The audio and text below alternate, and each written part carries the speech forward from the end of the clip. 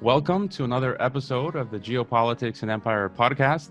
Today we're talking to Dr. Oswaldo Zavala, who is a professor of contemporary Latin American literature and culture at the College of Staten Island and the Graduate Center at the City University of New York.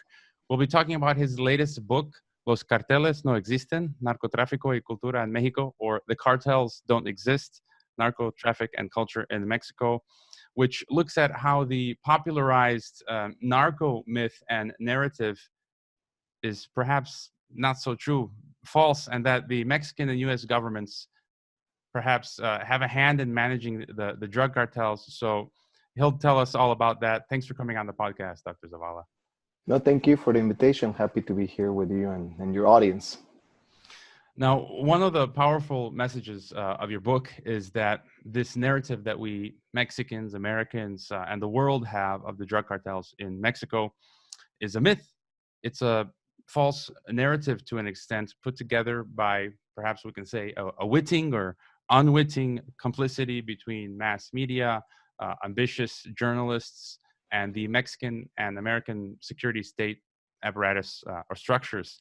And it's this idea that, of the drug cartels popularized by Netflix TV shows such as Narcos, films such as Sicario, telenovelas or soap operas on Mexican television, that the state is subordinate to the drug cartels.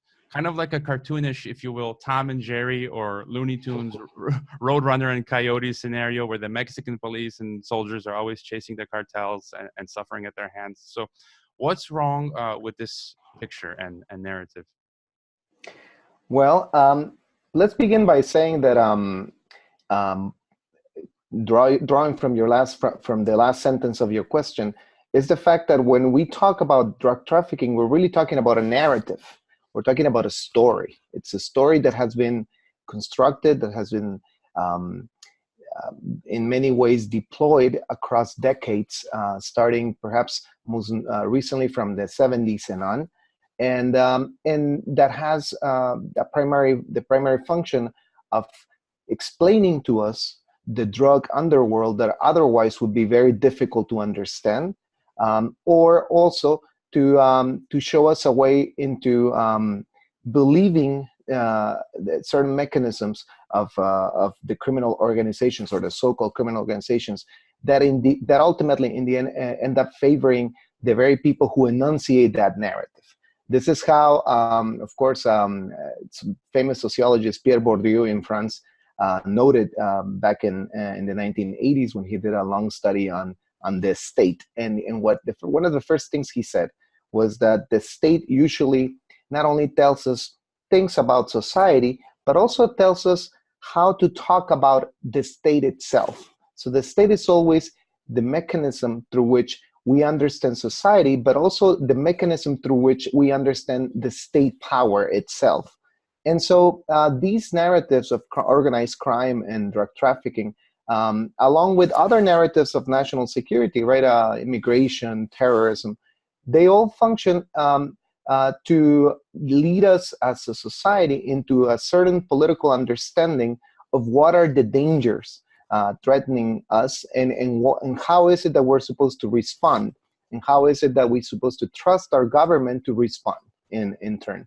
And so, so the first argument that I make in my book is that most of what we understand about drug trafficking doesn't really come from the field of organized crime.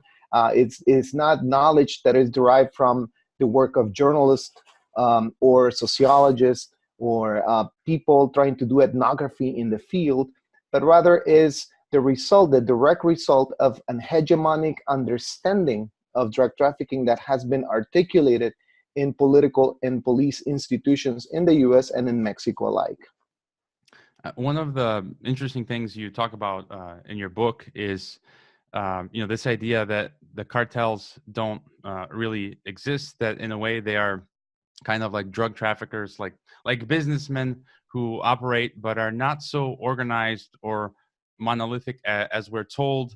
And you talk about this idea of this monolithic cartel or these monolithic half dozen cartels coming from the DEA or US agencies that kind of have invented this mythological creature which is used as a pretext for a militarized war on drugs. So what can you tell us about, I mean, the title of your book, the Sure. cartels not existing or not really existing? The actual title comes from various sources. One that I note at the very beginning of my book, it's actually one of the lawyers from a Colombian drug kingpin, Gilberto Rodriguez Orejuela, the famous lord of the cartel of Cali, one of the gentlemen of Cali, as they were known back in the day. And the attorney told a U.S. journalist literally that drug cartels don't exist. It's an invention of the political system in the U.S. In order to control better the information when as it is brought forward the judicial system in the U.S. So meaning the idea of a cartel, of course, comes from the economic field.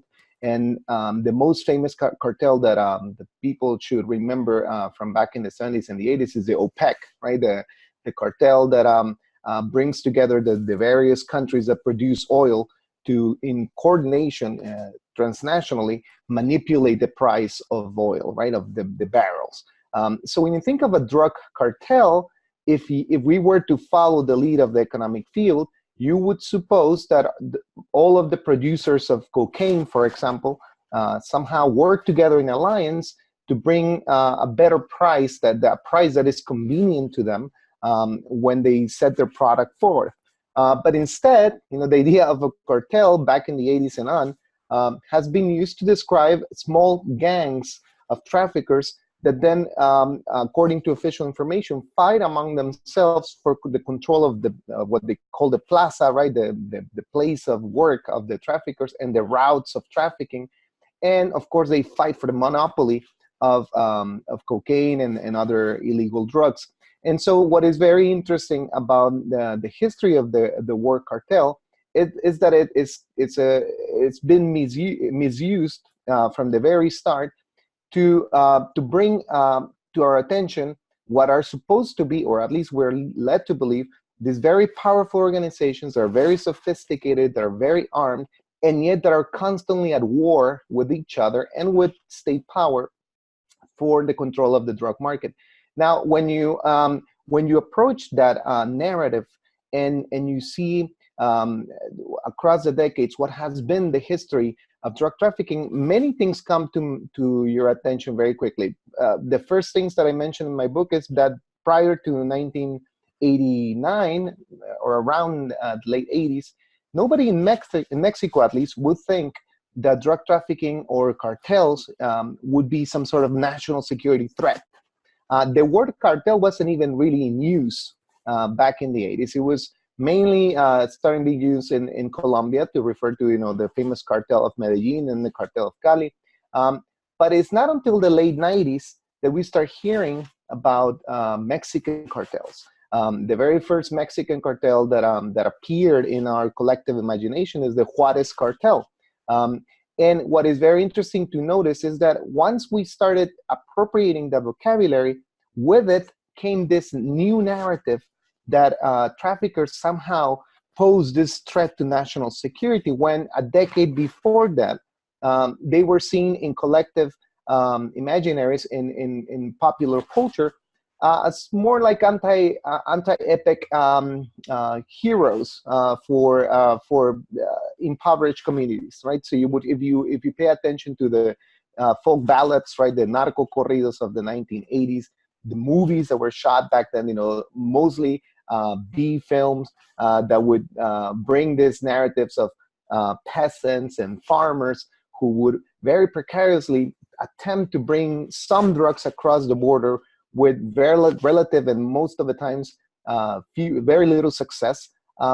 Suddenly, that narrative changes in the 90s. And when it does, it overnight almost, it presents to us this new idea of a trafficker now heavily organized around this concept of the cartel, and that somehow merits not only our fear and collective terror, but an armed militarized response.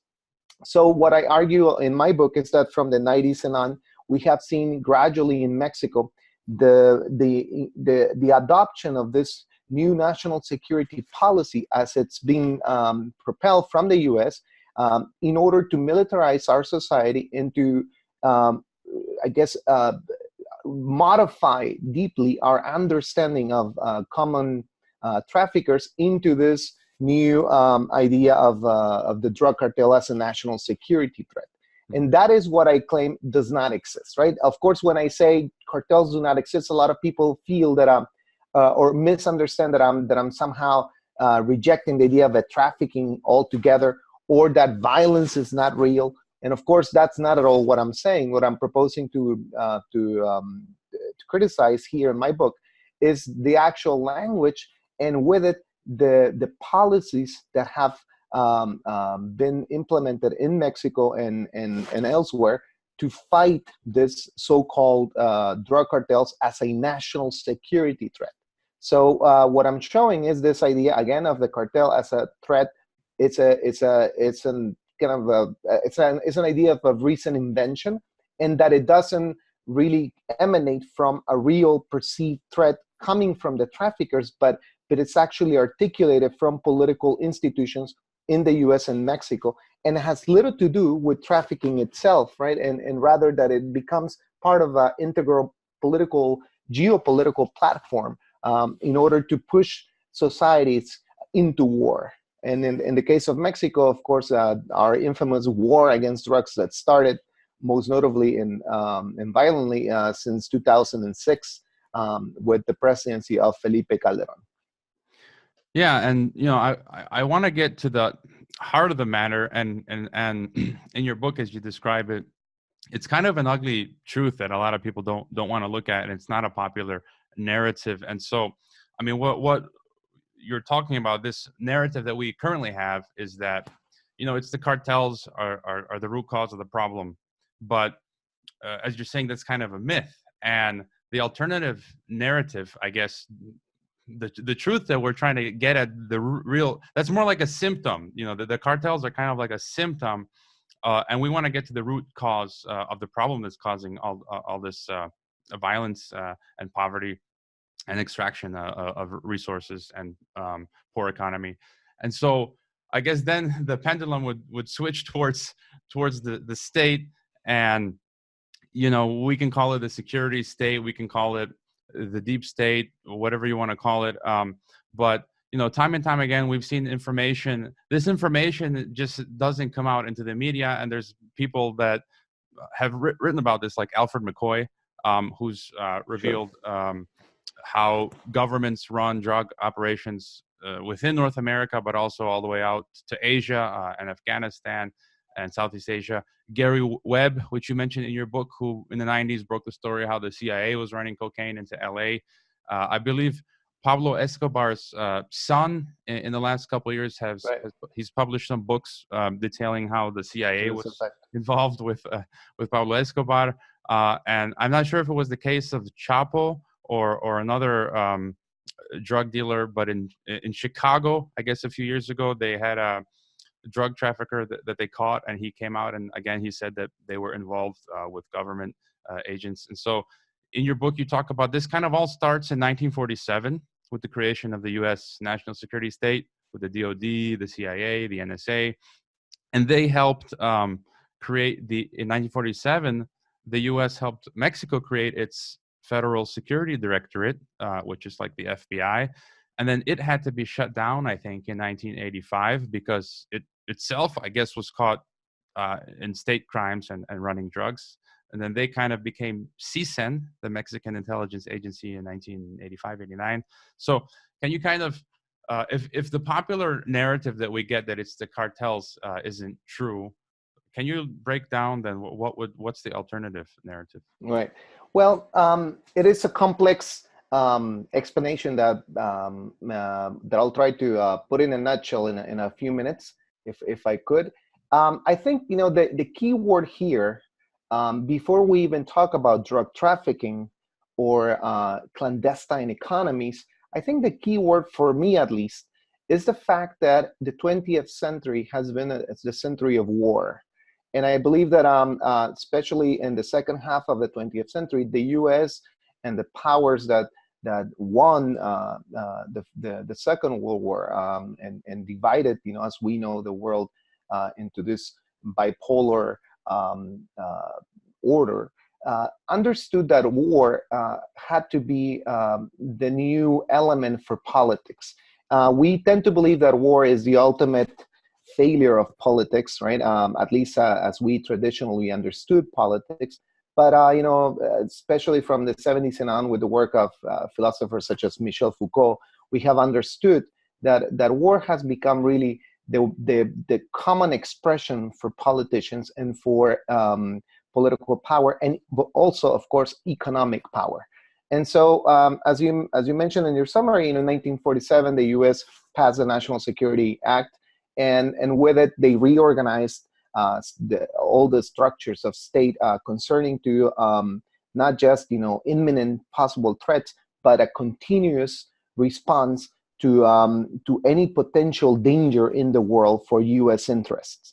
Along with this, Mexico, as a very friendly neighbor, maybe a word that applies better is a docile neighbor, allowed for its institutions to be transformed accordingly.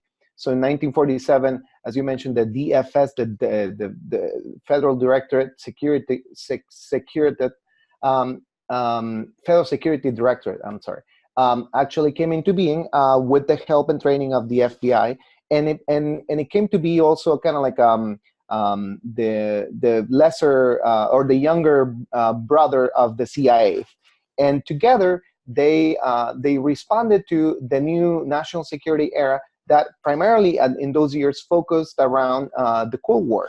And of course, from 1947 all the way to the late 80s, the Cold War had been the main objective of these institutions. And it's very interesting to notice books like, for example, Peter Dale Scott's Cocaine Politics, in which he mentions how when you remember, especially the 70s and the early 80s in Mexico, not only traffickers were not posing any danger to Mexican or U.S. society, but they were actually, in fact, instrumentalized by geopolitical power. The famous Federation of Drug Traffickers that was built in the city of Guadalajara in the 1970s and 80s under the leadership of Miguel Ángel Félix Gallardo, one of the most notorious drug kingpins of the era, actually worked in favor of counter insurgencies efforts in Central America. It's very interesting to remember, for example, that they provided money and weapons for the Contra effort. Some of the Contra fighters were actually trained in drug trafficking properties in southern Mexico, and they pose no danger at all to anybody. And so it is very interesting to then see how in a matter of a decade, suddenly they become the enemy. And so the reason why this happens, of course, is because, at the end of the Cold War, the U.S. and the Allies realized that they were going to be left out without an enemy to fight. The global communism was no longer going to be any legitimate enemy anymore, because, as we know, the Soviet Union is in crisis, it's in deep crisis. Then by 1989, of course, the Berlin Wall falls, and nobody is going to believe that communism is still a credible threat to international security and global peace. And so very quickly, from the late 80s and on, U.S. foreign policy starts shifting the idea of the enemy as the communist to this new configuration of the drug trafficker as the potential enemy of global peace and national security. And so many things happen in that decade, of course, but one of the key things that moves forward this idea of the trafficker as a national security threat is the kidnapping and killing of a DEA agent in the same city of Guadalajara, agent Enrique Camarena, who was abducted after leaving the U.S. consulate in Guadalajara, which is, for me, ironically, thinking, of course, of the murder of Khashoggi, the journalist, after entering into the Turkish embassy. And so when you look into the history of this killing, of course, the narrative that was built out of it immediately blamed the Mexican traffickers for the killing of the DEA agent. And along with it has been many cultural products around this myth, right? Of course, there was a famous series in the 90s that was a film out of the book called Desperado by a U.S. journalist that investigated the murder, and most recently the Netflix series, right, Narcos Mexico, that focuses on the murder of Camarena. But many things have become clearer from the late 90s and on, and especially after the 2013 interviews given by former DEA agents and people related to Camarena, at least 3 of them pointing at the very CIA as the agency behind probably the kidnapping and the torturing and perhaps even the killing of Agent Camarena. And so what is very interesting to notice, however, is that this murder brought the attention of the entire Mexican society to these traffickers as a new potential threat, and the U.S. seized the moment and forced institutional change in Mexico. So we went from having this Federal Security Directorate, the DFS, that during those years not only collaborated, but actually employed traffickers for most of the domestic policies, to CISEN, right, the National Security Agency that followed the U.S. lead and incorporated this new vocabulary, making suddenly, by the early 1990s, traffickers as the new enemy, right, turning drug traffickers into the new enemy. Now, the other point to notice in this history is that even so, there's a new conversation, about traffickers as a new national security threat. There are actually no alarming figures of violence anywhere in Mexico that can be pinned on the traffickers. If you follow statistics of homicides from 1997 all the way to 2007, the National Murder Index is actually coming down in Mexico. 1997, for example, in my city, Ciudad Juárez, that has often been cited as one of the most violent cities in the world, was actually in 1997 was one of the was a relatively violent year that yet became pacified, as the decade progressed. So when we finally arrived to 2007, Ciudad Juárez is living one of its most peaceful years in a decade. It's very interesting to know that in 2007, there was a total of 347 murders, more or less, in that accounted in that year, and that figure changed dramatically only because in 2008, the new militarization, anti-drug militarization order by President Calderon began sweeping many parts of the country, and one of them focuses on Ciudad Juárez. And from 2007 killings that we had from 347 or so killings in 2007, we went to about 1,600 killings in 2008. And the only factor that has actually changed is the presence of the military. So this long history, right, of violence that suddenly appears in our radar in 2008 is actually encompassing just the years of the militarization. But if you go back in time before the militarization, there is no such violence. Drug traffickers are not posing any threat, and the only part of that threat that comes visible is in discourse, is in the way we talk about them, and in the fact that we start incorporating words such as cartel, Sicario, and all these different keywords that start showing up in the 1990s and that mediate in our collective imagination. And so, long answer for the question. No, that's good. And I guess 2 issues then. The issue you talk about in the book, that so it's the cartels that are subordinate to the state, which I guess would be the Mexican state and the U.S. state, and then, as you say, things are kind of fine security-wise and homicide-wise wise regarding violence up until Calderon's presidency, and then it just skyrockets. So, like, if you could just mention about the cartels being subordinate to the state, and then Sure. who's getting killed then in 2000 when Calderon comes to power? If things were fine and they're working with the cartels, then who's getting killed? I mean, are a bunch of civilians, innocent people, becoming collateral damage, or I mean, what's going on? Right. So the Cartel of Guadalajara, or the so-called Cartel of Guadalajara, right? This organization that was built around the 70s and that lasted all the way till the mid 80s, was an organization led by Miguel Ángel Félix Gallardo, who was a former police officer, who was in direct coordination with the DFS, right? Actually, most of these traffickers carry themselves badges of the DFS. And now popular imagination, especially series like Narcos in Netflix, want to tell the story backwards, right? They want to show you this trafficker as overpowering or handling the DFS agents, but it was exactly the reverse. You know, it has been documented by historians and sociologists, most I guess accurately by, for example, sociologist Luis Astorga, who has done extraordinary work analyzing and historizing the 70s and the 80s.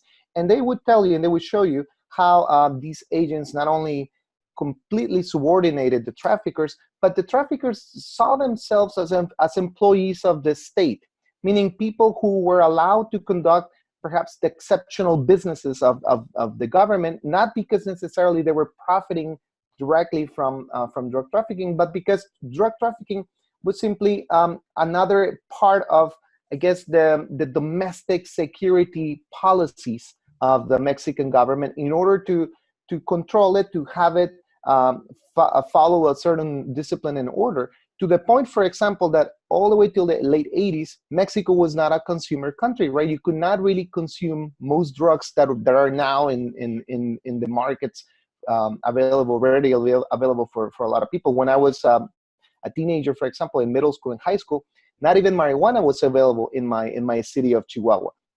And so all that, of course, changes in the 1990s because we start undoing these controls, the state controls.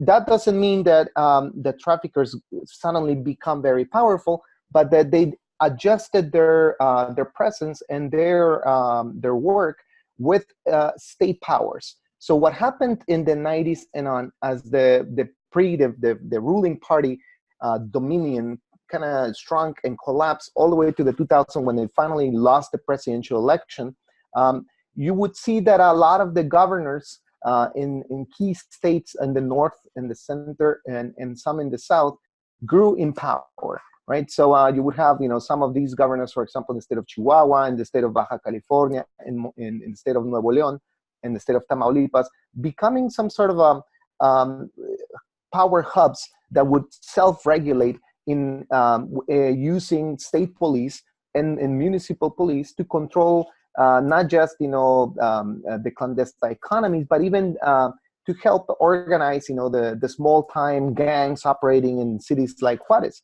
So when you finally get to the decade of the 2000s, in places like Juarez, you would not have a lot of violence, but you would have a shift in power. So it's no longer the federal government that is subordinating these drug organizations, but it's now state powers. So state police, municipal police, they're actually making sure that whatever goes on in our clandestine economy goes with the least violence and happens, in the places where it is allowed to operate, right? In the outskirts of the cities, where you would find, of course, the selling of drugs, where gangs operate, and stealing cars and extortion in small time businesses and stuff like that. So what happens then with the Calderon War is that we were led to think that suddenly the cartel of Sinaloa had invaded or wanted to expand its power across the north, and invaded the Chihuahua territory to challenge or dispute this territory against the famous cartel of the Juarez, or what was then known as La Línea, right, the line. But I believe in that if you revise what most of what happened in 2008 and on, and in places like Juarez, what you have is a very different story. First of all, as I mentioned before, right, there was no violence spiraling out of control in the city, and the violence actually begins with the militarization. Now, what was happening? Why is it that then a lot of people died, and who was doing the fighting, right? And so this could be explained in two different ways, I believe. First, if you follow the work of journalists such as Ignacio Alvarado, who's an investigative journalist based in Juarez, and also the work of journalist Don Paley, a Canadian journalist who wrote a extraordinary book called Drug War Capitalism, and also academics on both sides of the border, not just my work, but people, for example, like Guadalupe Correa, who wrote a very interesting book on Tamaulipas. You would find that in their view, what was at stake, of course, was not the drug trafficking routes or the dominion of the traffickers being under attack by a rivaling organization, but in fact that most of the places where violence erupted tremendously with the militarization coincide with process of extraction of natural resources. So if you bring the map of violence in Mexico and you lay it out, you would find that if as you intersect violence, the map of violence with the militarization, these places would be coinciding in those red flags. So places, for example, like Tamaulipas are the most significant of all. For example, in the southern part of the state, we have one of the largest reservoirs of shale gas. And this, of course, has been a constant I guess, problem for economic development, because a lot of these lands were under communal property, right? The legacy, of course, of the Mexican Revolution, from the 1910s and on. And what you would have is that these lands, because of the communal power and the communal ownership, are very difficult to open up for extraction and for access. And so one of the ways in which our federal government, in complicity with transnational companies, chose to go about it is by depopulating these areas, right? And so a lot of these militarization efforts were in fact used to depopulate entire regions of Mexico, where these reservoirs are finally able and ripe for extraction.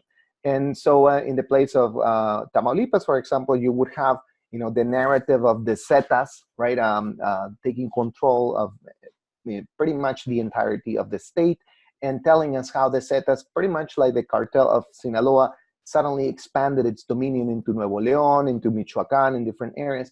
But what you would find is that where violence concentrates, where violence is even more pernicious, and where the amount of bloodshed, it's really alarming, you would find that at the same time, the federal government is deploying some important and expensive extractivist infrastructure efforts. For example, in right there in Tamaulipas, you would have one of the largest pipelines built, especially during the years of the war, all the way from Tamaulipas, coming across the entire border, and finally ending in Baja California, right, in the northwest part of Mexico. So one question that immediately comes to your attention is, how is it possible that people were being killed by the dozens pretty much every single day, and yet engineers from transnational companies were able to work undisturbed in many of these areas? Now, the same logic you would find if you move forward in different parts of the country. In Chihuahua, for example, right, in Ciudad Juárez, right outside of the city, is located what we call the Juarez Valley, that used to be, back in the 70s, this place for farming. They used to grow cotton there. Small communities were actually thriving there for about a decade. Now, because of land reform and because of lack of water resources, so these smaller communities started disappearing. But in the end, what happened, especially with the war with Calderon, is that we now have an occupying army taking control of many parts of the valley, because So it seems now we have a reservoir also of natural gas ready for extraction, exploitation, that otherwise could not be really taken. If you do not bring an army to depopulate those areas, you simply cannot take control of these territories. And so the same story is reproduced in many parts of the country. So that's one explanation. The other explanation that I also noted in my book is that the war became a way for President Calderon to exercise a new sovereignty, a new dominion in the country that was long lost for the previous presidents of the PRI, because they undid, through neoliberal reform, the size of the federal government, and because a lot of the existing surveilling police institutions like DFS were either shut down or transformed radically, the federal government suddenly saw itself unable to persuade, a lot of these governors who, in a decade of, of freedom from the federal government, grew tremendously in power. So the militarization was also a way for the incoming president of the PAN, Felipe Calderon, to rule in those states that were politically antagonistic. And so what you would have in those years then is kind of a strange version of a civil war, where the federal government invades particular states that are not cooperating. And one of the very first things you would see in those years is that instead of traffickers being killed or rival traffickers taking the streets into a gunfight, what you would have is first police officers being shut down. The very first killings in Ciudad Juárez in 2008 were most of them police officers. From January 2008 to about March or April of that same year, you would have constant killing of state police officers, and an exodus of many of them who suddenly do not show up for work and left the city. And when the military force finally came into being with the deployment of the new strategy, what you would have also is the killing of small-time gangs, people who were working under police, the state police, into the criminal organizations in Ciudad Juárez. And there's many studies that show that this is actually true. There's a very serious study, two of them done in Mexico City by Mexico's CIDE, the Centro de Investigación y Docencia Económica, one of the elite institutions of social studies in Mexico. And what they showed first is that the profile of the victim in Mexico often was a young man, unemployed, impoverished, living in the outskirts of big cities such as Juarez, that had a history of working with organized crime in a very precarious way. Those were the actual victims of this war, and not this overpowered sophisticated traffickers that had connections with global economies.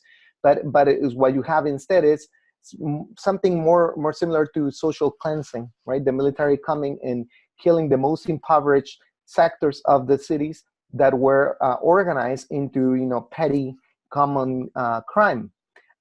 Also, what they showed at the CIDE's studies of the war, drug war years, is how our armed forces, the military and the Navy in particular, had what they called a near perfection index of lethality. So every time there was a confrontation between military forces and so-called organized crime, what you would have is that their lethality index, meaning the amount of killing versus the amount of wounded people they left, was unsurpassed. Meaning for every 10 people they killed or attacked, the 10 people would die, and only 1 or 2 people would be left wounded. And of course, with none to very few casualties on the official side. So they were a very powerful, very organized, very precise killing machine aimed at the most vulnerable, impoverished sectors of the city, either in the urban settings or in the rural areas where depopulation efforts were conducted. I don't know if that also answers a long explanation for your question. No, this is good stuff. And before I ask another question, I mean, there's a lot of stuff in the book, but I mean, what is something else really important for this whole discussion for the two countries that you think is important to bring up? Well, I think what I found in my book, what actually first motivated me to write the book, is the fact that most people believe that the violence that we suffer from 2006 and on, when this so-called war against drugs began, um, is that drug cartels, of course, are taking control of certain territories. That cartels are actually over powering, the state, that they're somehow challenging and successfully beating the state to its own game. And what I found in this narrative is that most people believe that to be true, because most of our cultural products were saying the same thing. So there was a collective imaginary that have accepted this idea to be true. And not only that, they were reproducing it exactly in the terms that our very government was telling us that it was happening, right? So if you take a lot of the narrative, the fiction written from 2000 and on, the films that were shot, the music written, the soap operas and the TV series that exploded, in the decade of 2000 and then of course in the 2010s, what you would find is the exact official narrative being told and recast over and over, almost as if you had people within government writing the scripts themselves. And what is very interesting to understand is that this happened because there was an hegemony of understanding, right? A consensual collective understanding that was actually true. And so if you look at this phenomenon, what you have to find, and you have to ask yourself, how is it that this happened? How is it that our cultural products, almost in perfect coordination, started telling us the same story? And what I find in my book is that the first stage of how this imaginary was built actually falls on the media, right? And what I analyze in I think it's the second chapter of my book, is how the media play a huge role into legitimizing this official narrative. A lot of the most celebrated journalists in Mexico covering the drug wars, people who have been translated, people who are in most TV shows, who are, of course, interviewed, and who give lectures in Mexico and abroad, ended up reproducing this very same narrative.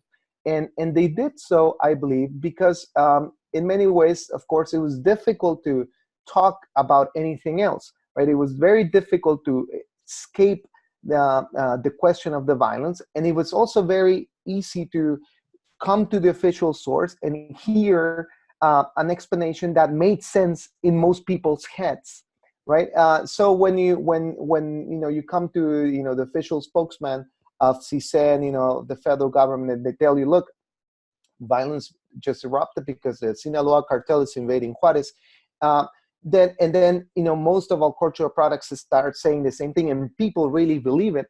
When you report in the same direction, well, you are only making sense to most people. It is very difficult to go against that grain. It is very difficult to challenge that imaginary, because the moment you do it, of course, people feel that the very ground is being shaken. And so when some of the few journalists that I quote in my book started telling the different story, right? Telling, for example, how state power was actually conducting most of the killing, how state power was utilizing the drug war narrative to appropriate natural resources, things become clear and start making sense. But it's only after we break away from the collective imaginary that still instigates in our mind that the traffickers are all too powerful. And that has taken a lot of time to undo.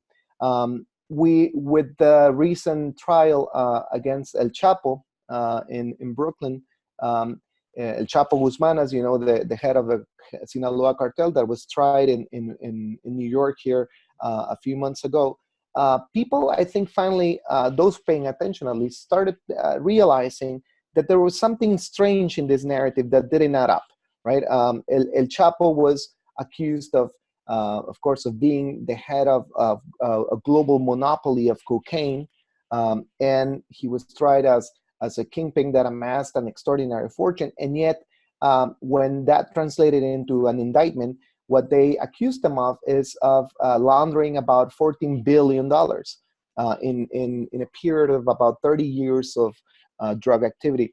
And the figure itself and the way the case was presented just simply doesn't make any sense. If you look, for example, at a years of production of marijuana in the U.S. alone, that figure is put to the test, right? In California alone, I believe it's projected that by 2020 or so, the market is going to reach over 10 billion, and the entire national market of marijuana surpasses, I think, 80 billion a year. So it's very interesting to follow these very contradictions at the official narrative, blaming El Chapo for the monopoly of cocaine, and yet not being able to locate any of this money, not being able to find his fortune anywhere, and finally showing us this vanquished man, who most likely, of course, was a trafficker, but hardly is convincing that somehow he actually led a criminal enterprise that was making more money than Bill Gates and Carlos Slim together. And so when this myth finally crumbles and people really start asking the right questions, you can see that state power emerges over and over as our main source, not only for law, but also for those who are able to break it successfully. Yeah, and I want to talk about breaking this collective imaginary, as you say. Yeah, many years ago, many years ago, I started reading Alfred McCoy, and when I was teaching at the Tec de Monterrey with my students in international relations, we Skyped with Peter Dale Scott, Sure. who you mentioned, and he's like the grandfather of the academic analysis of deep politics and Right. the deep state. And back then, you kind of feel like a voice in the wilderness, and it's not easy work. We saw what happened to Gary Webb. He was ostracized. And people call you crazy. People call you conspiracy theorist. And you start the book with the quote by Gary Webb, where he says, "I don't believe in effing conspiracy theories. I believe in effing conspiracies."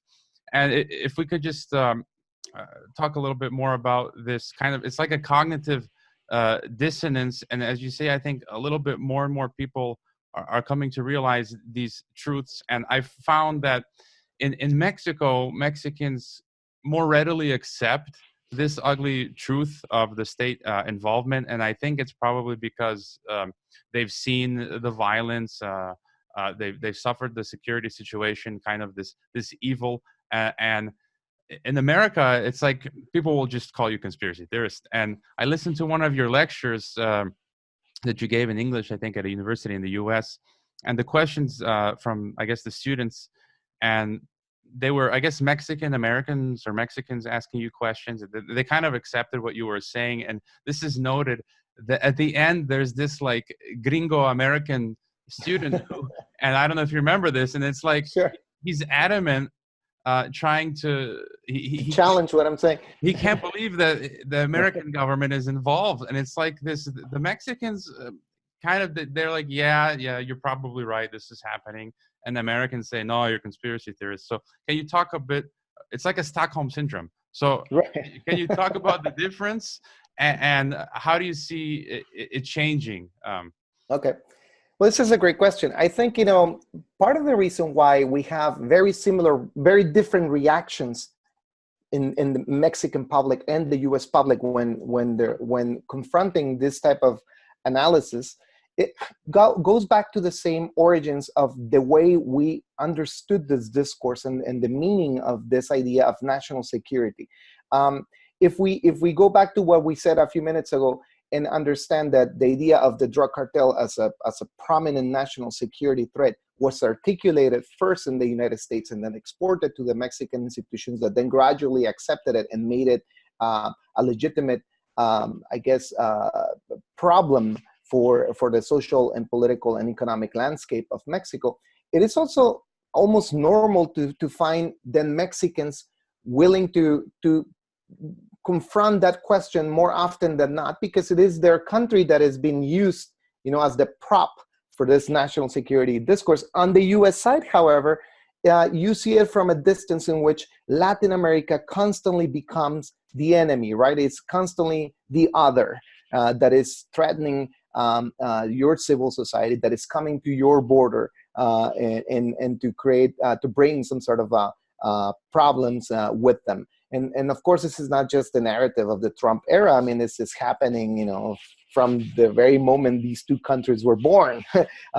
This is the discourse, that you would hear in Texas, when they were about to rebel. This is the discourse against migrants, against terrorists. And again, because of the separation of the social origins of this discourse, and the way it's been focused around Mexico, I believe the Mexican society has had a chance to question it and to endure a little bit more of a test, because it's happening right on their back here. And this being said, of course, it has been a gradual, long process for breaking the dominance of this imaginary in Mexico. Now, in the US, it's even more difficult because there's simply very little questions posed about it. And even though there has been very serious journalism and academic work done in this same direction that, as you mentioned, that I quote in my book, Gary Webb's powerful, brave journalism in the 90s, the very smart and extraordinary, valiant work of Peter Dale Scott and Alfred McCoy, you would find that more often than not, they fall into a very few hands, because it's difficult to accept as an imaginary of nationalism and American exceptionalism is interposed, right? And then, along with it, of course, you have to fight not just the fact that the mythology of drug trafficking is focused and centered around Mexican cartels, but you have at the same time the very powerful mythology of the American state as the creator and the giver of democracy around the world, right? Not long ago, I went to here in New York to a performance of To Kill a Mockingbird by Aaron Sorkin, right?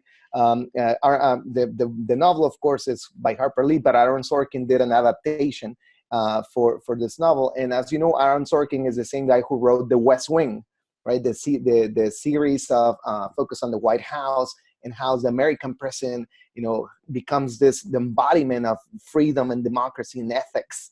And he's surrounded by very capable people, mostly trying to do the right thing. And so what is very interesting to see is that for the American public, even though we are living in the Trump era, it is very difficult to wrap around their heads around the fact that their government can also be complicit with a clandestine economy that is also, of course, capable of conducting, horrendous crimes. And that, and not only that, that its country has also allowed for the drug trade to be so easily maneuverable in the U.S. Right. So when you have cocaine, most of the world's cocaine being consumed in the U.S. and most of the money made of that cocaine entering the financial system so easily in the U.S., you must pose this question. But at the same time, you have the narrative of drug cartel pulling you away and distracting you away from this very question into the lives of the Mexican traffickers and the Queen of the South and all this, and Pablo Acosta and all these big names that populate our imagination. So you have these two competing mythologies that are facing each other constantly, right? The fact that the Mexican government is a government of corruption, owned by traffickers, and at the same time, the U.S. mythology telling you that the White House is the promoter of peace and democracy in the world. In the middle, however, there's been very interesting things that can be explored, and that I'm writing a new book about it, and I'm going to be devoting some pages to it. And it's the fact that because the mythology of drug trafficking is so cleverly built around the Mexican cartels, there's a vacuum of representation in the U.S. about U.S. traffickers. So when people who write scripts for television or film about trafficking drug trafficking in the US, they seem to me that they have a little more freedom because there's no powerful mediating structure interposing their imagination, right? So what you have, for example, when you look at series like The Wire or Breaking Bad, is that you have a more original, innovative efforts of thinking the drug trade, because simply there's been very few political discourse trying to conduct the idea. Of course, drug trafficking from the 70s and on has been the space for, of course, impoverished minority society, right? The African American population, the Hispanic population. But when you have an intelligent creator like David Simon, or Vince Gilligan, who created Breaking Bad, you have the opportunity to question that narrative and break free from it. And so when The Wire showed its tremendous study of Baltimore as the city of corruption and structure, state of exception, where everybody is either complicit or inadvertently facilitating organized crime, and not just at the seller level, but at the judicial level, at the congressional level, at the entrepreneurial level. So you have a more sophisticated opportunity to explore these issues, and yet even series so well done such as The Wire lose in viewership against, of course, the invasion of these narratives that are far more palatable for the U.S. public, like the Queen of the South, for example. And what most people want is to see the jet set celebrity style life of the Mexican trafficker, the Colombian trafficker, coming to the U.S. and bringing their reign of terror and power. So the idea of an empire, right, a foreign built empire, brought to the U.S. and invading U.S. soil, it's a more recurrent fiction that again brings you back all the way to the national security state, right? I always think of the Queen of the South. This, for example, the idea of the queen, the powerful kingpin coming to the U.S. and taking over the drug trade. Pretty much in the same narrative of those movies from the 1980s. There's one called Invasion to the USA or something like that, where Russians invade Los Angeles and Chuck Norris has to fight the Russians, at the peak of the Cold War. And when you have the narrative of the invasion in a country that values itself as the promoter of democracy and freedom and peace across the globe, it makes sense. It makes perfect sense that somebody's trying to come here to take that, to either destroy it or to corrupt it or take over. And so in the American public's mind, so taken by this nationalist and this exceptionalist narrative, it's very difficult to accept, right? And so I think part of our job has to be to bring those questions more and more with more credibility, with more recurrence, and to allow this analysis to take flight, not only because it's valuable, but because it's true, and because it must be, of course, conveyed in the most convincing ways. I think Gary Webb attempted that in the 90s, and unfortunately, instead of having mainstream media picking up on the story and helping and pushing it forward, we have the exact contrary reaction, right? The New York Times, the LA Times, the Washington Post worked and put a lot of man hours to challenge Gary Webb's journalism and to poke holes into his work, to discredit him, aided directly by U.S. agencies, especially the CIA. And so it is very preoccupying that this mentality is not changing yet too quickly, and that a lot of this reaction that comes from this nationalism and from this pervasive idea that the U.S. is incapable of committing crimes, even though we're again living in the Trump era, it's still at play. And so we need to distance ourselves from it and allow these voices to be heard again. And perhaps, this is what we're doing right now. Yeah, I hope I look forward to the second book, and I hope the first book gets translated into English so more people can read it. Is that going to happen anytime soon?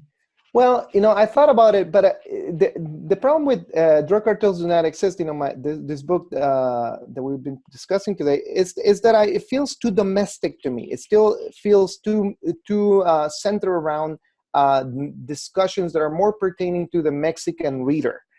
So this new book, this type of follow up that I'm writing, I think it will read a lot better once it is adapted into English. I'm writing it first in Spanish, but then I'm going to adapt it, not just translate it, but to adapt it to the U.S. public. And the idea of this new book is it's an intellectual history of the discourse of drug trafficking. So in Drug Cartels Do Not Exist, I make this analysis and I bring this idea that drug trafficking isn't real the way it's been told to us in the national security era, and I put it to a test by analyzing different cultural products and media. And what I'm doing now is, instead of just claiming that, I'm showing how exactly it came to be. What institutions participated in the construction of this vocabulary, and what material effects did it have, not only in the US, but also in Mexico, and guiding us all the way through the state of militarization and what is now called the permanent war against drugs. And so what I'm trying to do is, from the 1970s and on, is to show how this language was gradually being inserted into our social landscape, and how it came into use, and how it started transforming our understanding of drug organizations, from this impoverished, precarious peasants to this powerful kingpins, capable of challenging state power.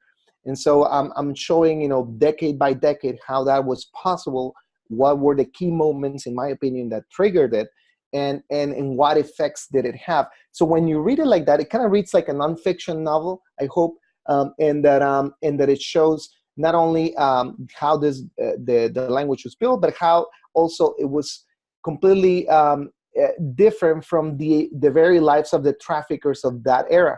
The conference that you saw that I gave at the University of Chicago, it's part of this new book, right? So what I showed in this conference, for example, is how in the 1990s, the Juarez Cartel became a thing, when the kingpin himself, who was supposed to be behind this, was actually about to be killed a few months later.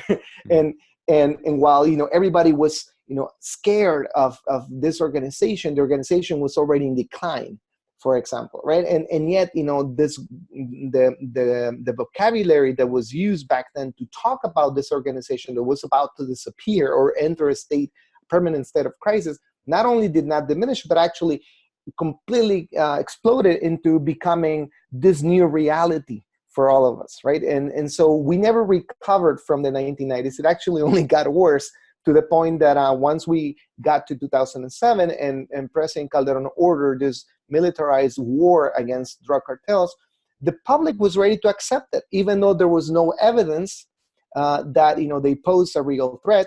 And not only that, there was no violence being experienced anywhere in the country, even in those cities that were supposed to be the most affected by drug organizations. And so what I'm hoping to do is to come up with the story that makes sense for everybody to read, and without any prior academic training. Sometimes when us academics speak, can use very obscure concepts, and I'm hoping to make this more legible for the general public to follow it. I just have a final question that's related to recent news that has kind of, it's related to some of the stuff you talk about in the book, like on the Merida initiative. And this kind of has surprised me, where President AMLO has recently announced two things. Number one, talking of decriminalizing drugs in Mexico as well. Just a few days ago, he talked about just canceling the Merida initiative, which is, I think it's like the U.S. has given $400 million. I'm not sure. So the Merida initiative is just part of this project of the U.S. militarizing the Mexican security apparatus, and kind of like trying to integrate it and then leveraging it, I think, for use in Mexico. So what are your thoughts on AMLO making these two statements? Well, I'm excited about AMLO's presidency strategies in many respects. I think he's working in the right direction for various reasons. When the presidential campaign began, he was the sole candidate, not only dismissing the idea of militarizing drug efforts, but he was from the start calling the decriminalization of most drugs, especially marijuana, but most of illegal drugs in Mexico, and he has come through with many of the projects. Right, we're not even a year in the presidency, and we've seen very important steps taken in that direction. So one of the first things he did is, of course, organize a new discussion on decriminalization, and I think it's happening very quickly. This will amount to important changes quickly. But he also called off anti-drug efforts from the military perspective. So there's no more drug war going on, in the sense that he's not escalating the militarization. It's actually descaling it. But also he shut down CISEN, right? And this is very important. CISEN was, as we mentioned, the agency that incorporated this vocabulary of national security. Is the agency that, since its creation in 1989, has been circulating and enforcing the ideology of drugs being a problem or a national security threat that merits a militarized response. And so by shutting it down and by calling off the drug war, he has been trying to modify not just the discourse, the way we talk about drug trafficking, but the actual institutions participating in it. And so what you've had so far is, of course, the renounce of the entirety of the national security agenda when it comes to drug trafficking. Now, it is a very difficult and complex thing to do because, of course, it involves many other steps, right? For the decriminalization to really be effective, I think he would also want the support of other countries in this enterprise, especially Colombia.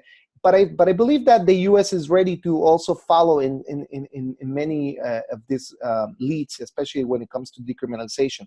Now, when it comes to anti-drug militarized efforts, AMLO's also done something very, very interesting. With the creation of the National Guard, what he calls the Guardia Nacional, is this new a police corporation controlled by civilian power that was approved unanimously by Congress, even by the opposing parties in Congress.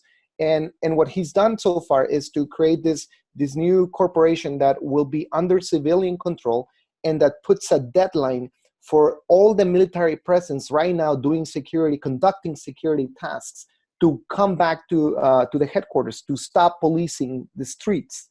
So he's actually proposed, and it's already accepted, that the military has a deadline, a final date. It's about in about 5 years, I believe. Right before his mandate ends, all military efforts have to be suspended when it comes to security enforcement. And so instead, what you'll have is a civilian police corporation, national force, that will conduct security tasks under civilian mandate and under and without any military guarantees, right? So right now, right before the AMLO presidency, the anti-drug efforts conducted by the military were completely, of course, run not only by the military, but also by military judicial power. So they would have, if anything happens, if soldiers were accused of committing crimes, they would be judged under martial law, right? Under military rule, right? Under AMLO, that is no longer possible. And that is happening already. Any soldier participating in security tasks that commits a crime, that is found guilty of a crime, will be judged by a civilian court, not by a military court. And so, altogether, it makes a lot of sense. It's not only descaling the language and the vocabulary, but it's also transforming the institutions and the role of the military to stop that from growing into security tasks, but also to bring it back to its place, which is an armed force that is only there in case of foreign invasion or natural disaster. And when it comes to Plan Merida, he again is right on the target, right? Plan Merida has been, as it was for Colombia with Plan Colombia, one of the vehicles for U.S. hegemony in the drug war, right? They were pushing us to war under their influence, but also by giving us this aid that only translated into more expenditures on the military industrial complex, right? What I think the figure is about 1.8 billion that was given to the U.S. from the Bush administration through the Obama administration in aid for the war against drugs, was actually invested in buying aircraft, anti-artillery weapons from U.S. producers, of course. And so a lot of people got rich again, in this very lucrative war business. And it's not that, that the Mexican government necessarily received this money directly, right? But it was in many ways, of course, as it always is, the transfer of public money into private hands. And so I think AMLO has a very clear idea how the militarization of the country and the so-called war against drugs really equals more violence. And so in order to pacify the country, you do not have to engage the traffickers, of course, as the right wing has constantly sold as the only viable strategy. What you need to do is to descale your military presence, to bring control to military power, to bring it back to the headquarters, and to have civilians conducting security tasks, and of course to prevent the military from being used for other purposes that are not, of course, those of fighting the drugs, right? As we mentioned, right? Our military has been used for many other things, but not for fighting the drug cartels. All right, we've gone way over time, but I really enjoyed the conversation. I found it extremely valuable. I hope listeners do too. Eye-opening. I hope you don't look at ever again, that you don't look at Netflix, Narcos, Sicario, El Chapo the same way. And as well, talking to someone like yourself, it kind of confirms that I'm not crazy. That that looking at this alternative narrative makes sense. And finally, I know you're on Twitter. Is there any way that anything you want to mention for how people can follow you or best support you? Right. So I'm on Twitter, Oswaldo _Zavala. Right. There's many. To my surprise, I found that there's many Oswaldo Zavalas out there. One of them is a judge it's an attorney at the International Criminal Court in The Hague. So I'm not him. But I also would do a lot of work, not just in academia, but in mainstream journalism. I have a monthly essay at Proceso magazine, which is this political magazine out of Mexico City. This week, actually, I have a new essay on the TV series. That's why it's fresh in my head. I wrote about the West Wing and House of Cards, and the problems of imagining the U.S. presidency in the Trump era. And so, people who are not too familiar with academic work can follow my more accessible work in mainstream media. Proceso also has a really nice thing that it groups all my essays in one single page in the website, so they can find them there too. All right. I hope you continue the work. It's a good work, brave work. We need more people like this, and hopefully we can, break down the mental barriers and get more people aware of the truth. And thanks for the interview. Thank you so much for your time, and hope to do this again when the new book comes out. I hope you enjoyed this Geopolitics and Empire podcast and interview. I would like to remind you that our website is geopoliticsandempire.com, and you can sign up for our mailing list that goes out each weekend with the latest podcast and a long collection of important news headlines. It's good to sign up for the newsletter in case we experience censorship and deplatforming. You can help the Geopolitics and Empire podcast by subscribing to and interacting with all of our channels such as YouTube, Twitter, Facebook, Gab, Minds, and Steemit. You can also help us by leaving a rating and review on your favorite podcast platforms such as iTunes, Castbox, Stitcher, Spreaker, and so on.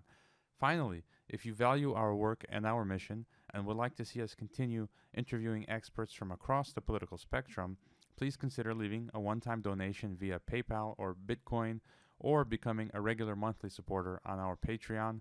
All the links can be found on geopoliticsandempire.com. Thanks for listening.